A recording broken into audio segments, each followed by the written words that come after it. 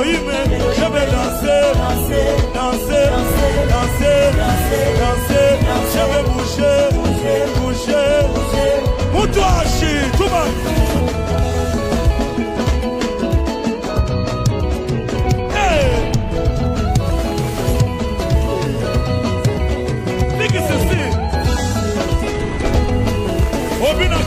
Obinaka wapi dansa mutu na mutu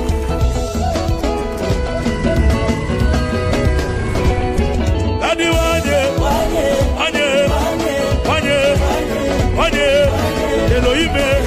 Elohime lelele kolo yeso bongi selinga vi yeso Chilumba yo bongi selinga vi kolo zikanga ye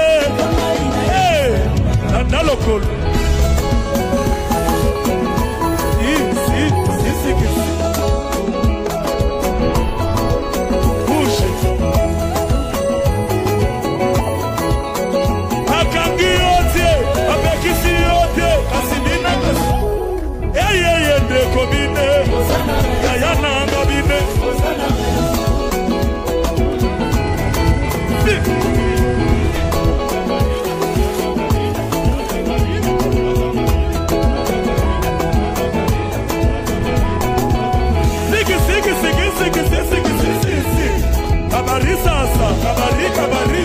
Kabari sasa ningana mukia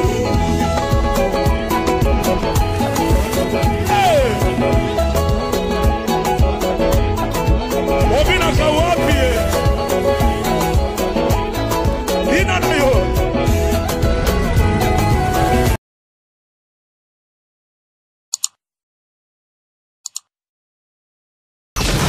Babi muyaka moka fingisa bayaka nyonso. Oko beta même na ba YouTube, na ba Facebook, botali ba rôle na joie, na tikala o jouer ba rôle mobwe, oyo epesaka tata na ngana maman na sonité.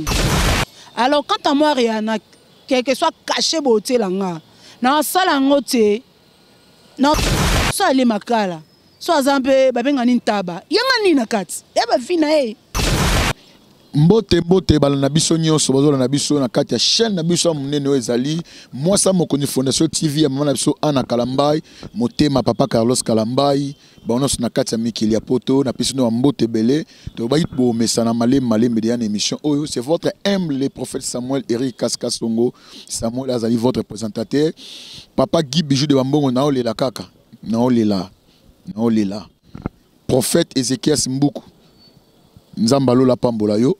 Je crois lelo pendant quelques minutes banana bani émission la deuxième fille au nazui tout ça analyse moko concernant ba fille au bazo sala musala ya théâtre to ba gag na monde bango d'abord bazo ko apporter nini et je crois na arisika nazali tout ça cadrement kitoko ezana deuxième porte africaine ndeka bomo ba kitsa kitoko ozana bezo ba kitsa osomba ba kitsa kitoko yaka na cadre oyo ndenge mama na biso Ana Kalambai motema pa biso Carlos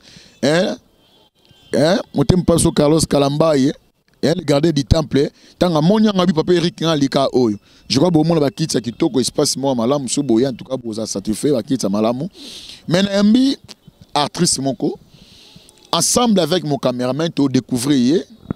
Ok, merci beaucoup. Je crois qu'on va faire le plateau directement. Bonsoir maman. Bonsoir papa. Je crois que balande balanda biso balingi baye ba kombo na yo pose ali nani. Kombo na nga babenga na kombo ya Rihanna Sole, na Joana kombo ya Rihanna. O bayebi nga na ndenge ya bitando ike Rihanna, mais na ndenge ya ndaku papa na nga Teddy Sole abotinga na kombo ya Rihanna, mama na nga Colette Mapanda abotinga na kombo ya Rihanna. Ok, je crois Bolandi, maman Rihanna nenga lobby. Je crois le long na yembe na plateau na nga malamu na ninga boye. Plateau mo kito makasi na siplaka décor na nga izala boye. Dans les bons. Je crois maman lelo na yambio na kati ya cadre émission na biso to sala analyse pour et la domaine na musala na bino bino bosalaka bien na tuna. Ba bisinga koza actrice comédienne. Ah mais oui. Okay, merci beaucoup. Nana ba question na otuna yo. Et ça malam makasi. Je crois le tomoni ba maman ba sali ba théâtre ba leki ba pese pena théâtre valeur. lelo baza ba femme mariée, lelo bazali ba bisika bazali. D'abord on a toute une question mo na yeba kaka. Fiancé, célibataire, je ne sais pas moi. Ouais, malheureusement Rihanna a fiancé, a marié, a une fille normale, mais na ko batte ke naza na mutute. Na âge on a na mutute c'est que na ba mari de nuit. Mais na bota na ba vie na normal. Na vie normal.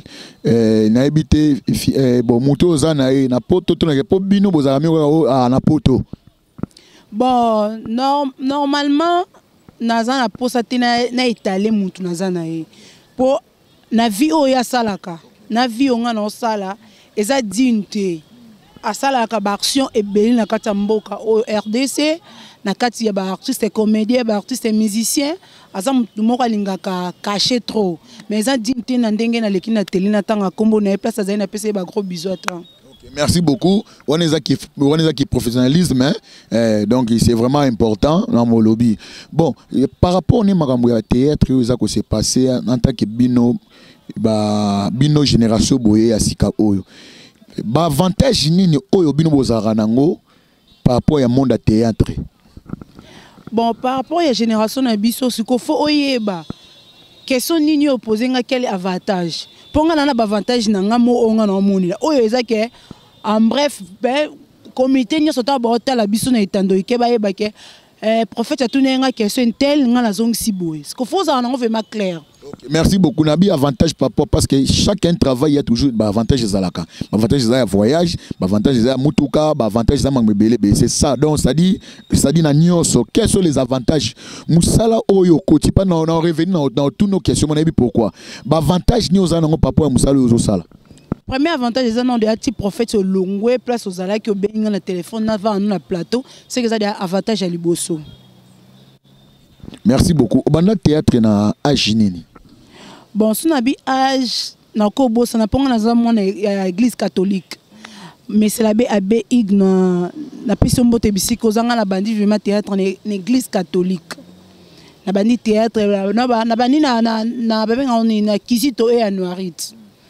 Yebika na kizito na muto nyo saleki na église catholique ndebi kizito na ngotezaki na ndé mona mona ndeko bina makasi.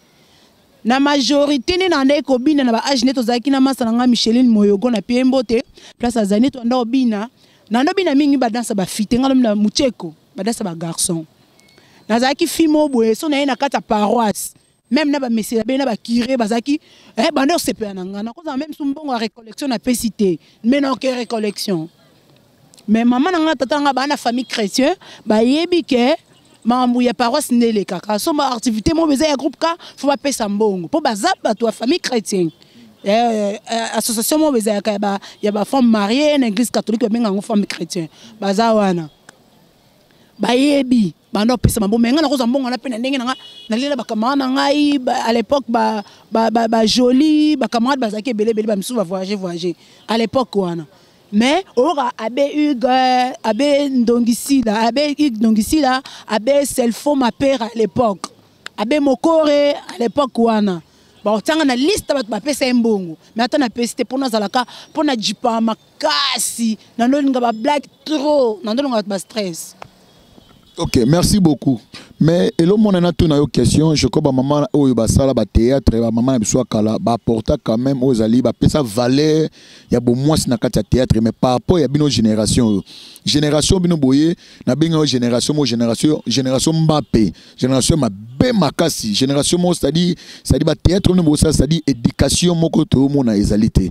Par rapport à ça nous ça quand même analyse. Est-ce que bino no boye, quelles sont les leçons no bino des fois bo pesa na génération o ya bino, le kola to la ba maman, je crois y a groupe salon. Moi théâtre moi éducatif, mais théâtre bino à génération en tout cas, et c'est à ko beba makasi. Par rapport au le bino maman. Prophète na lobi au moins to ko lobani ngana ne kinkole grandir kinkole baba kinkole les amis milliers ba pêcheurs. Mais ngana botami na kinkole na kinkole na kangambi cité na sala pêche té. Babi muyaka moka fingisa ba ya kanyonso. Oko beta même na ba YouTube na ba Facebook. Botali ba rôle na joie na tikala jouer ba rôle mobwe oyo epesaka tata na ngana mama na ngasonité. Batalaka omoni producteur bene menteur en scène atalaka façon mutu. A copé les rôles. nga kotela nga mbongo ebelo pesi nga rôle mo boye oyo eza digne te à la longue temps oyo akola mona ngo ezala soni mpo na nga nosala te mpo na yeba alobi na ngai oyo eza kaka bacheme mo beto otrace lobi misu na kozala homme politique ya mboko siko nayebisa peuple na ngani bino nyonso bokomi tout le monde comme député na muta théâtre député oyo nani député dope ça dit tozela na 2023 banebolo na biso tozela Rihanna na 2023 Chalibaya comme député en tout cas derrière abani de ba campagne bien avant maintenant comme 2020 député muta PPRD je ne sais pas moi OK même pas on est façon de parler et ça façon de parler et ça n'a ambition et ça ba idée et nga bateke muta théâtre ça salité ou bendeni tout le monde ba président l'a dit ba président l'a dit ça ba entreprise n'est pas président sai ana ba mnaye pourquoi pas bingai pe lobisima lobi na saba mamnanga na ko za député té mais na za mona partenaire na mo be na za homme politique lobi na nga pe ko sabia même pe na ko comme homme politique te lobi na nga sima lobi na nga nelinga oria na nga atangi de ici na nga bébé na nga obenga nga mama kulutu on part atangi lelo azui vraiment mama kulutu ni ala tableau mo basalite na TV non et non on s'angoti parce que conseil ni ko pesa bato ba la trabilo ko ya mabe wana onga na lingi to mesana eza kishasa bangungia ya kishasa to mesana tabo mona bobo to mesana ngo ya bangungi na bi conseil ni no parce que na otuna ba question comme to chité na otuna ba question mo très important ba o ba sala ba rôle na mabe wana conseil ni oyo ko pesa na ngi otala caméra loba bon na opesa bango conseil te po ba mikolo ba misu ba mikolo na ngai omoni monde ya média et le monde lobaka mon président Philomène Soba lobango YouTube Facebook Internet et koufaate biso ne to koufaka oze lo mo boko sala ngona 2020 2021 to mona ba miso ba sala ba blomo suna ba non lelo na ba 2020 zongeli bango alors quand à moi Rihanna quelque soit caché boté langa na sala ngote lo mso pe ko za na c'est le casting prophète c'est le casting de ba saleli tout ça et singi na ngola ta bongo te mais biso quand tu es que monde à YouTube monde à Facebook faut que moi me pende moi que tu moi belle banda ba poni ni poza mbala poto non omoni kwanga chancho babala ba somba ngoti eza lokwa moi so bebe ke na TV atika mi pende ne libanda ba olingete nga libanda so ye prophète na lataka vraiment mabe même na ndako na biso ba biso ke rien na lataka mabe mais monde média no sala ngote pour petit tour na leti c'est iliai ana ba camarade nae foni soli ana ba camarade nae Patricia Parquet ana ba camarade nae pourquoi pas ngani na tambola boye na tambola ka so moni honorable Marie Kate Mutinga nazala pembe na ye nazala pembe na moi si oyo apesa ka batu pose ya koloba pose ya ko sala musala honorable monde bazani kana changu ce qu'on nazala pembe ne ba mona ke rien na la tara bizarre c'est pas de sens.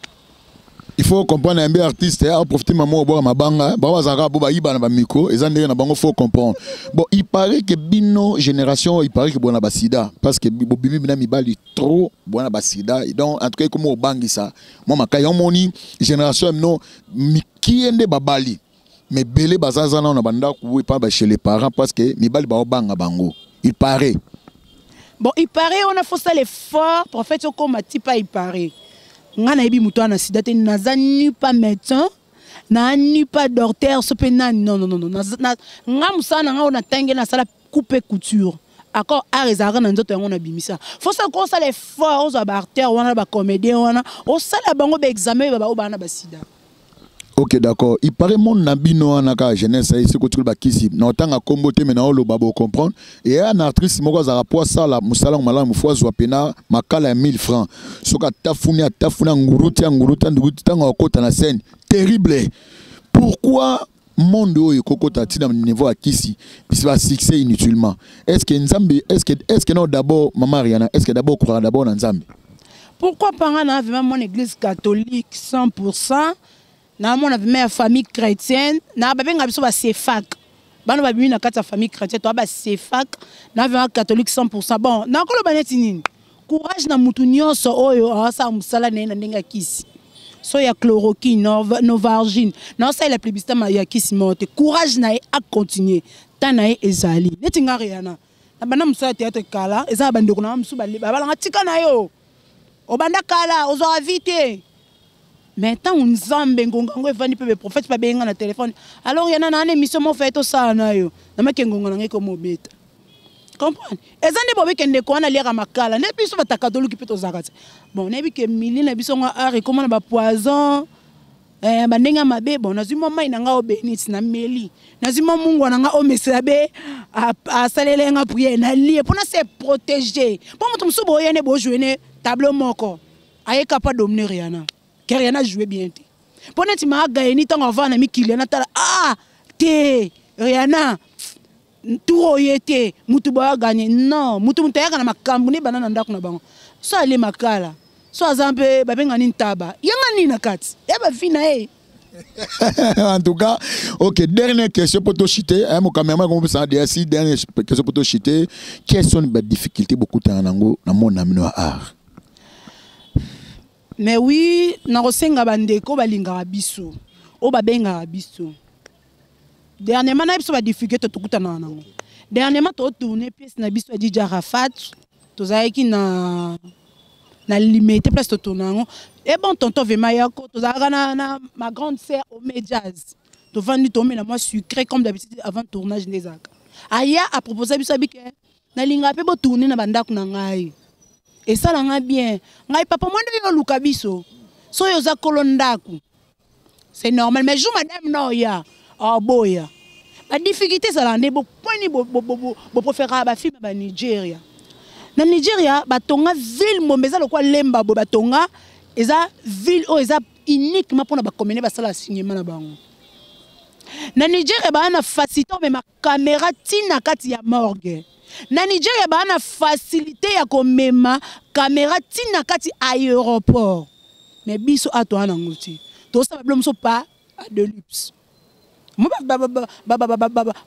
mbeba to kutana na ngo ato beti histoire mo boye Martini mo santo ana poto parce que moi to laksa mambona no sezati o beloni seti belo ana poto to ko lakisa te. Vous comprenez? Ok. Merci beaucoup. Je crois que j'ai comme télévision comme temps na lingo peut ça quelques deux personnes. Tu revenir na Rihanna, tu revenir ne pour mon belé tu parce à moi si tu kota kota moi basi oui bakane ça là. Na lingo peut ça juste le numéro de téléphone parce que bon quand des place to fandeli dans revenir na yo et puis na deux ou trois personnes moi ba monter ça moi bien.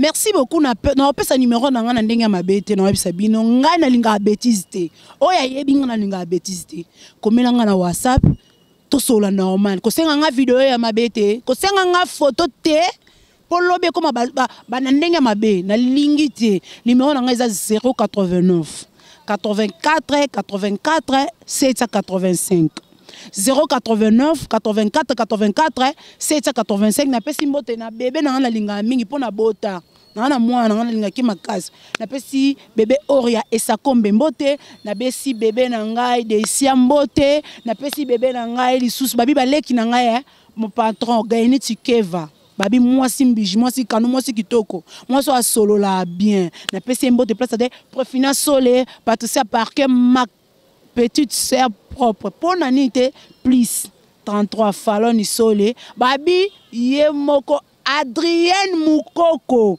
mwananga wana va soda mwananga.